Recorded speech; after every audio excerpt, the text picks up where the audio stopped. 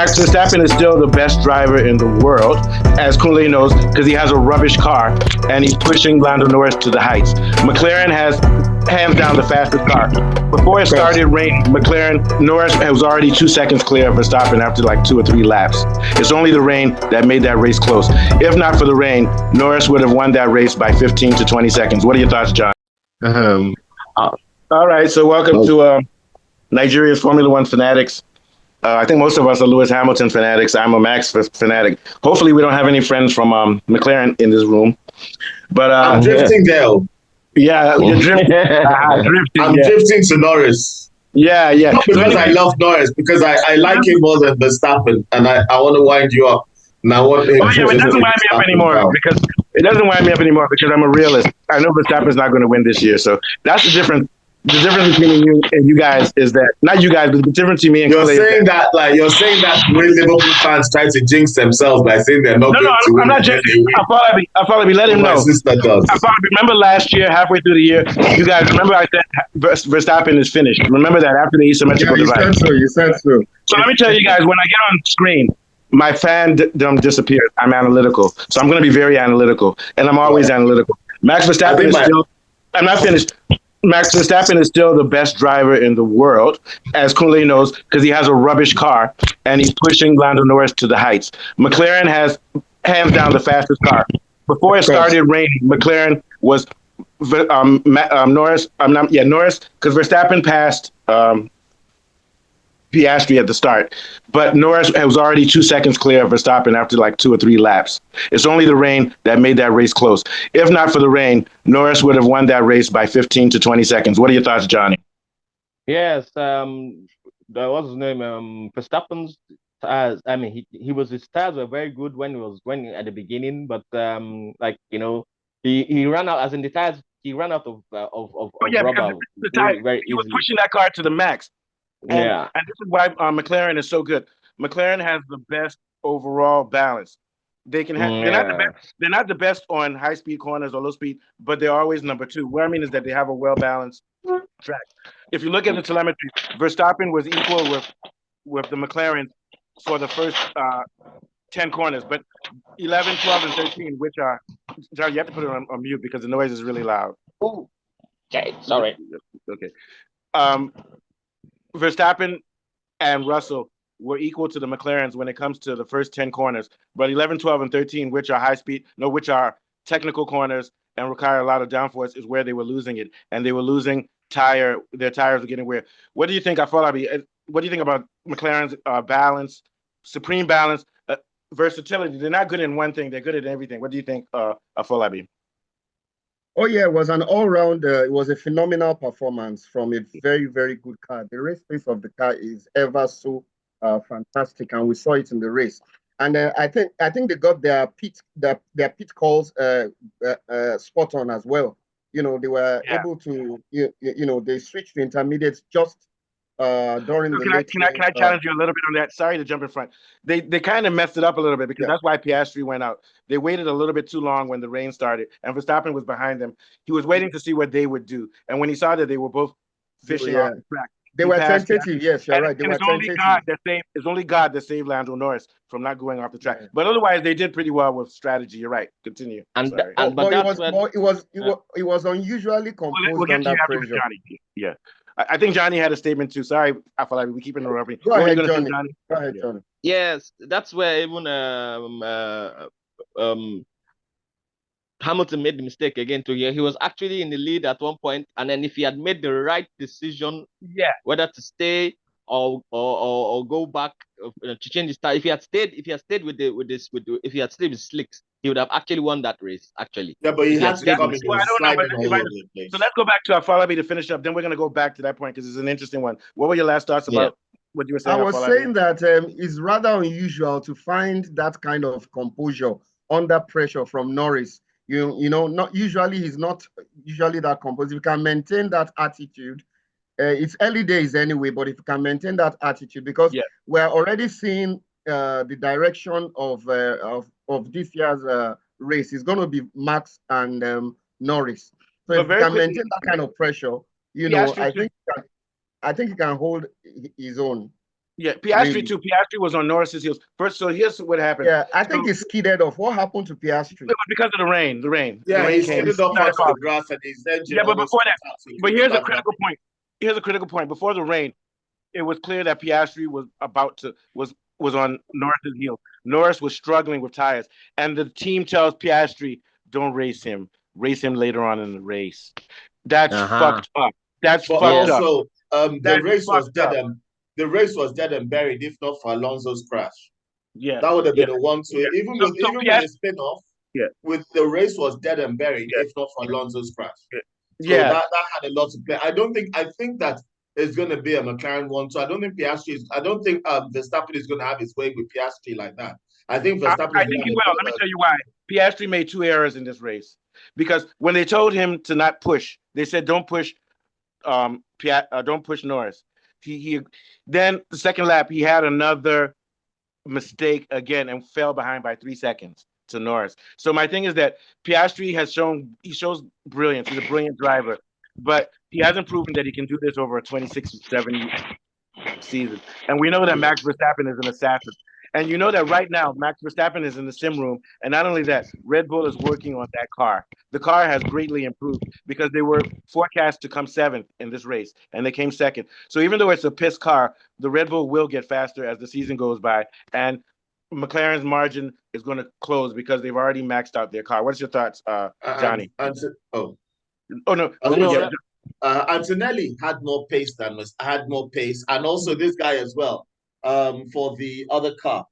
We'll get that. We have to stay online because when I edit the show now, we jump back and forth. It loses continuity. Let's follow the path. Okay, let's go. I wanted to say that Antonelli and Piastri had more pace in their cars than the Ferraris, and I'm thinking about the fact but we're not talking about Ferrari right now. That's what I'm trying to say. We have to stay on topic a little bit, okay? Because I want to talk about that further down. We're talking about McLaren right now. What are your thoughts, Johnny? Yeah. Oh, McLaren, they really did very well. I'm actually I'm actually kind of like eating humble cake right now because I actually didn't think that they will have anything, because of their wings, and then I thought they would have problems, but they actually doing very well. It's a pity about Piastri. The rain fucked him up. Yeah. Yes. But they're gonna. I see they're gonna really be competitive this season. It's still early days, as Afolabi has said, though. But I think what's going to hurt them is that the front wings. They're still taking advantage, and even they've revolutionized the back wing, which gives them so much balance. But the problem they have now is that the car is now unstable because on several times this weekend they've almost come close to crashing out. They almost came close to crashing out in Q3, and they almost came close to crashing out in the car. And if you notice it, they have to make adjustments because the front end of their car now has so much grip that it's a little bit uncontrollable. So I predict that sometime this year, Norris will also have a DNF based on that car right now is highly tuned. So I wonder how it would have seemed if it wasn't raining. If how would have been if everybody was. They would have won by 10 to 15 seconds, I think. What do you think, Kunle? Yeah. For McLaren is a very fast car, like I said. Barring any continuous major mistakes from Piastri, I actually don't think that Verstappen. I think that Verstappen is going to struggle against Piastri as well. That McLaren is looking like a 1-2 this season. Okay. It's overwhelmingly better than all the other cars. So here's the only point I'll make. At the beginning of the race, Verstappen passed Piastri. Then I'm trying to remember what happened again. Then Verstappen's tires. It was safe until Alonso spun. It was when Alonso spun that Verstappen was back. And Verstappen also was on Norris's ass the last couple of races. So Verstappen is still a very good driver, and I think he can pull off beating Piastri. Maybe not. Maybe it doesn't really matter because, as we know, the McLaren car is so fast. So this is going back to the days of Schumacher, the best driver versus the best car. When McLaren had the best car, Häkkinen was beating Schumacher for 2 years. So that's what we're going to see now. You're seeing McLaren, not Norris. It's not Norris versus Verstappen. It's McLaren's engineers versus Verstappen. What do you think, Afolabi? Yeah, well, I think it's going to be McLaren versus Verstappen. The race already shows it. But why I'm so impressed with McLaren is that of all the teams, I think they made the boldest of adjustments. They adjusted more front their front wing. Yeah. They did their side port. And these kind of things are big risks, because if you use a simulator to test all these things, you can't really predict how the outcomes will be until the races start. So I think it was bold for them to do a lot of radical changes. But here's what I think. So far so good, but I think it's beginning to give them some dividends. Yeah, but what I think what you said is true, but I think it was less risk than most people because they've spent more time carefully testing things in the simulator before they do it. And also it's an evolution. So last year they had fantastic balance with the wings and everything. So this year they said let's take it one step forward by adding a little bit more frontiness to the car. Just a little bit more. If they had pushed too much frontiness, then the car would be unmanageable, like what's his name's car, Verstappen. So I think they took a risk. You're right, they took a big risk, but I think it's a moderately big risk. You understand what I'm trying to say? And it's based on evolution. It's unlike Ferrari. So now we're going to go to Ferrari. Ferrari changed their front suspension this year.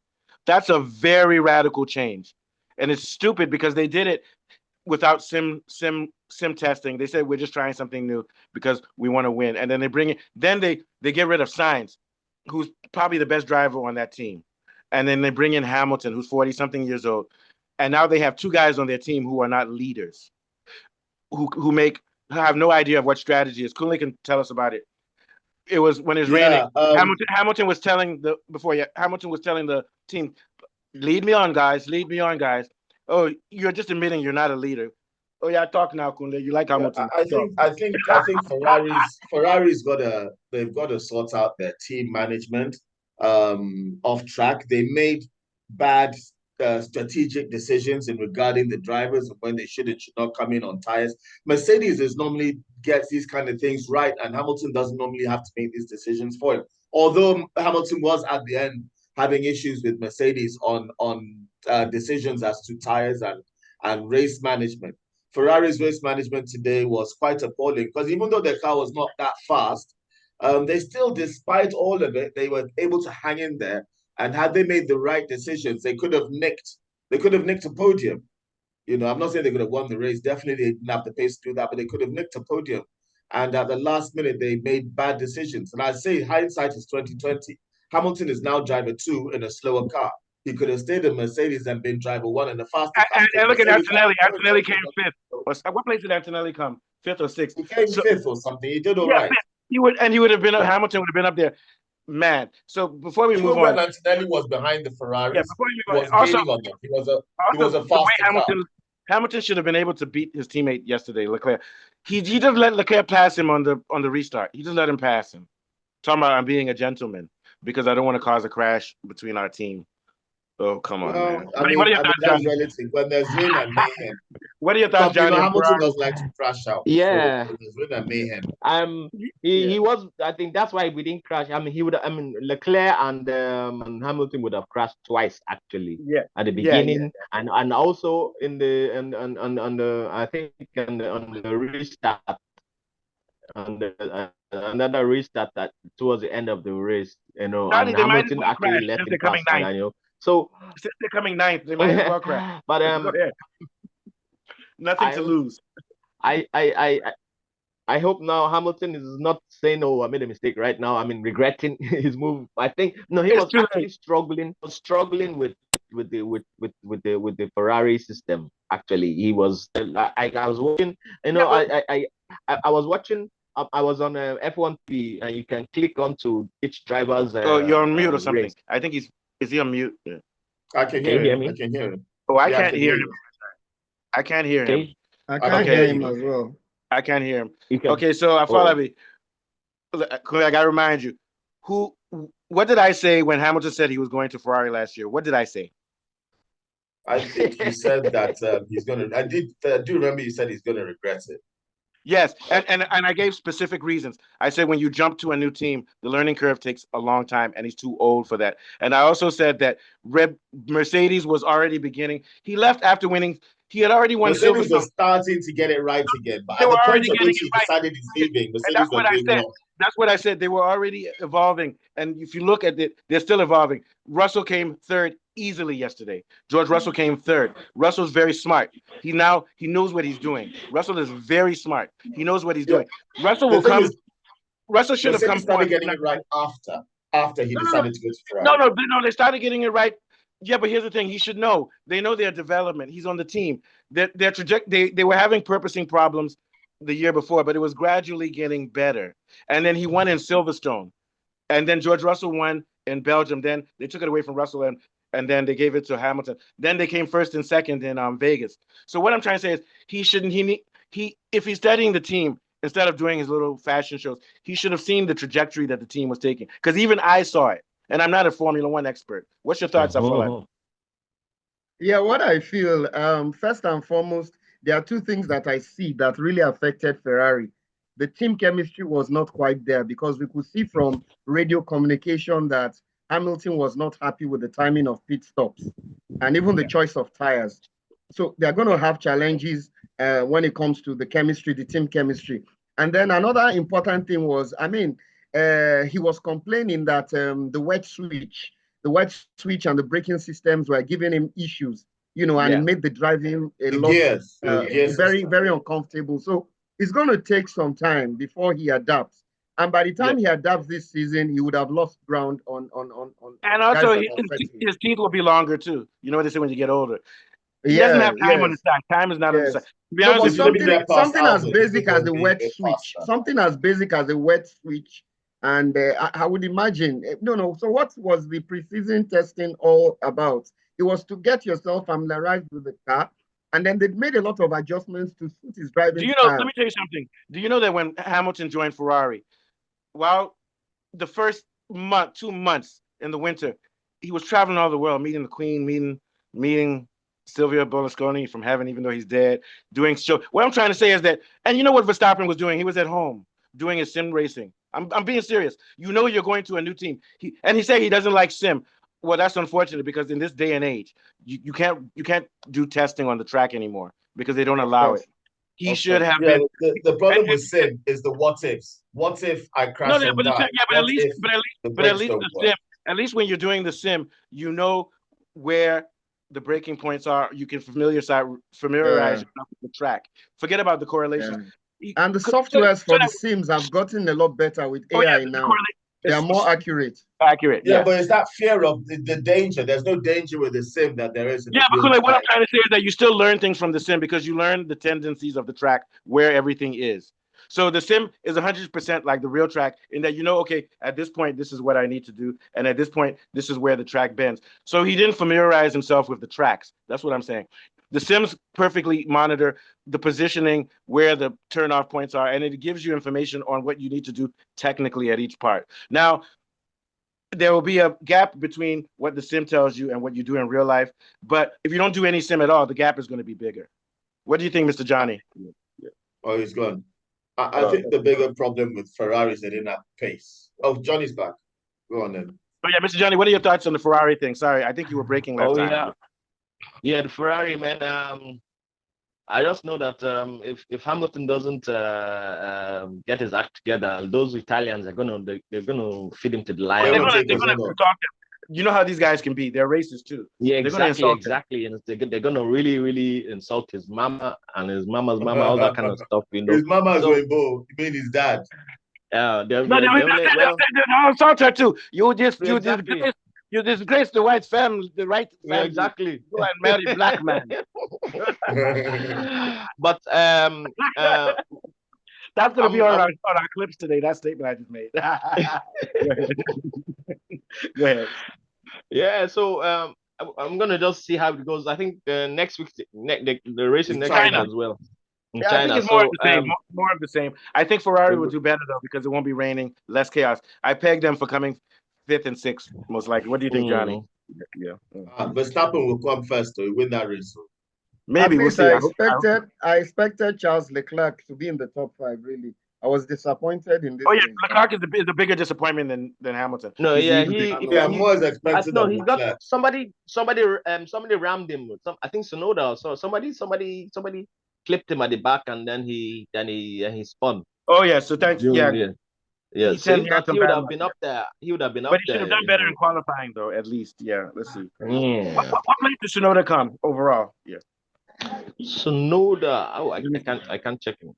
He did quite okay. I think he came in the fifth or sixth. He did well. I think he was top 10 or something. Let me check. I think he was sixth. But Hamilton was really struggling to catch Albon. No, Tsunoda came 12th because of all that chaos at the end with the rain. Oh, but he was doing well. Okay. But he's still doing well, though. He's very good this weekend. He qualified very well. He did very well in qualifying. Yeah.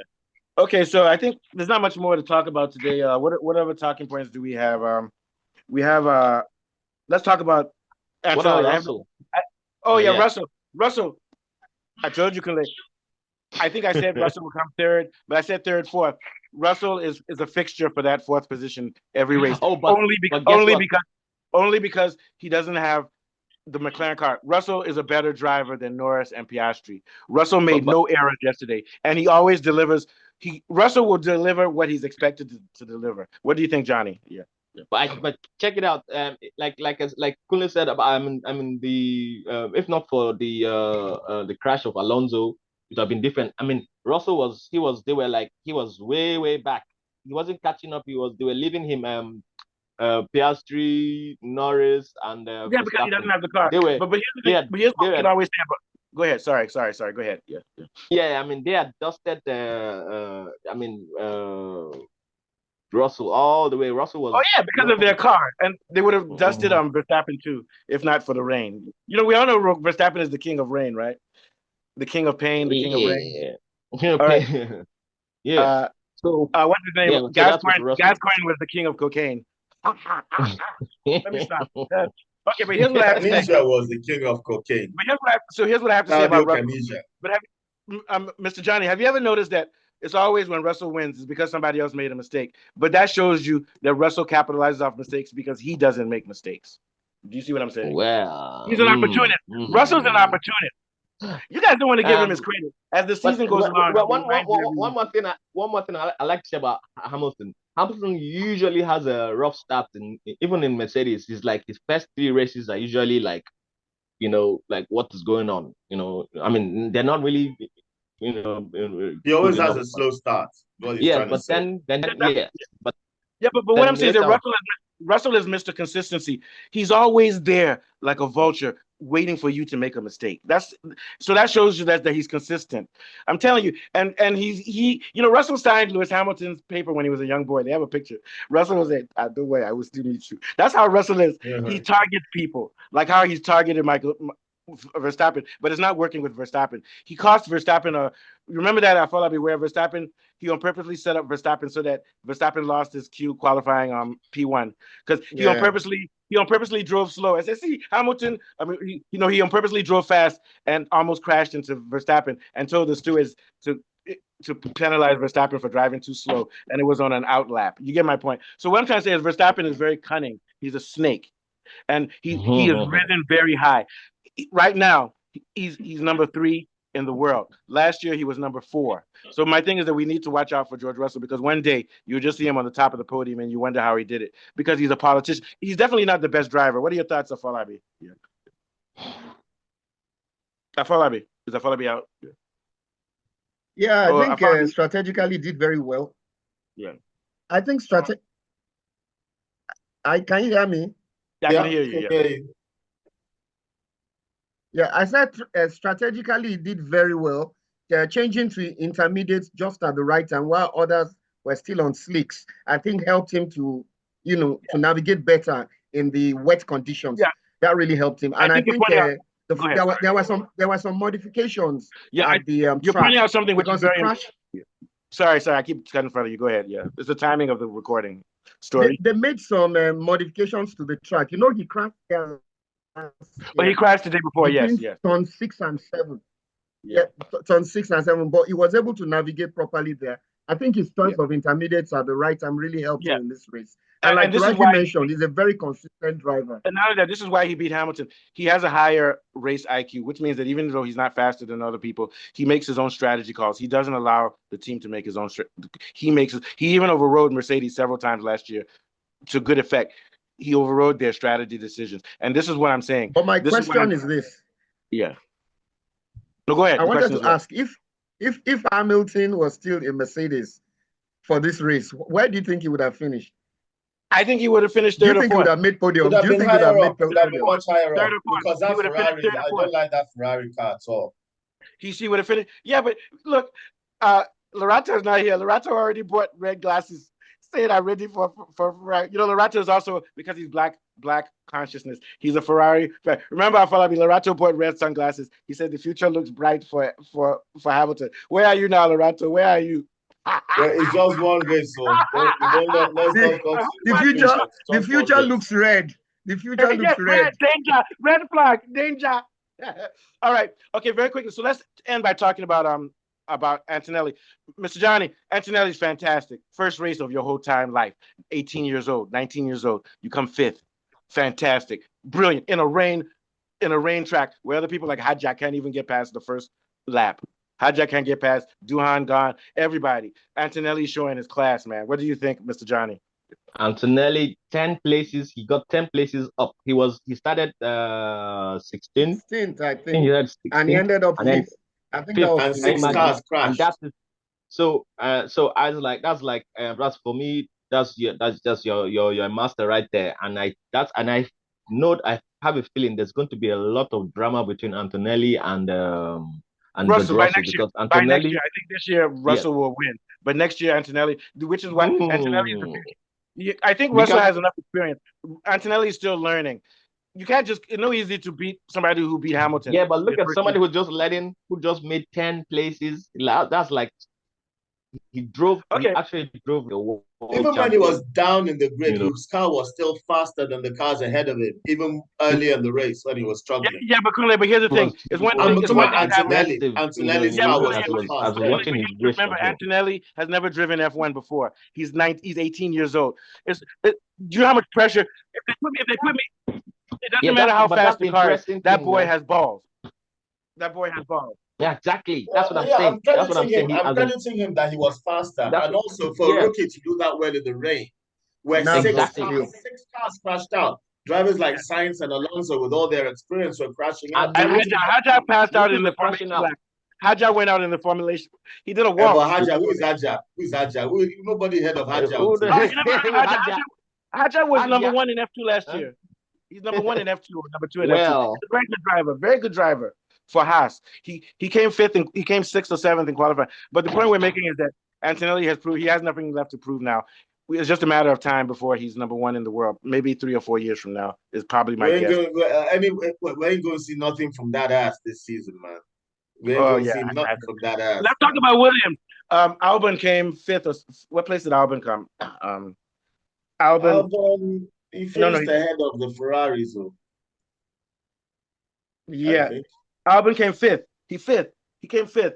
So Williams right now is now top 4 team in F1 now, based on what we're seeing so far. Is Williams back? Oh yeah, they have Perez and Albon. Yeah, of course, they're back because it's been proven now. They've been doing well. Sainz. They have Sainz and Albon. Albon came. Yeah. So I think Williams is going to be Aston Martin and take that 5th position. And if Ferrari is not careful, Williams will beat Ferrari too. Fantastic job. What do you think, Afolabi? Yeah, I agree with you. And I think Sainz, as the season progresses, will find his footing in a new team and certainly a new car. And I think it was a good start for them. We don't expect much from them except to fight for places in the midfield. And I think they didn't do too badly. I think they're actually going to be above the midfield. I think they're going to beat Aston Martin this year and come 5th. That's what I think. But I think Aston Martin is, you know why? They've got Lance Stroll. They're not serious at all. And also, they don't start kicking in. Newey can't. He's working on next year's car. They're not working on this year's car. Okay, last thoughts, Mr. Johnny.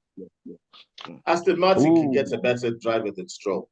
Yeah. Well, they want Verstappen. To be honest with you, they want Verstappen.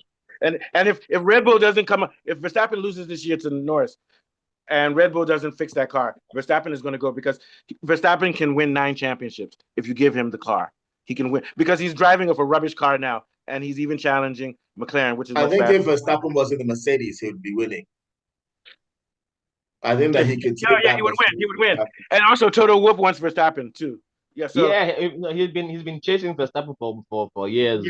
And let me tell you, if Red Bull doesn't get their act together, Christian Horner, worried about girlfriend, wanting to sleep with smelly mechanics when you can get processed. Instead of focusing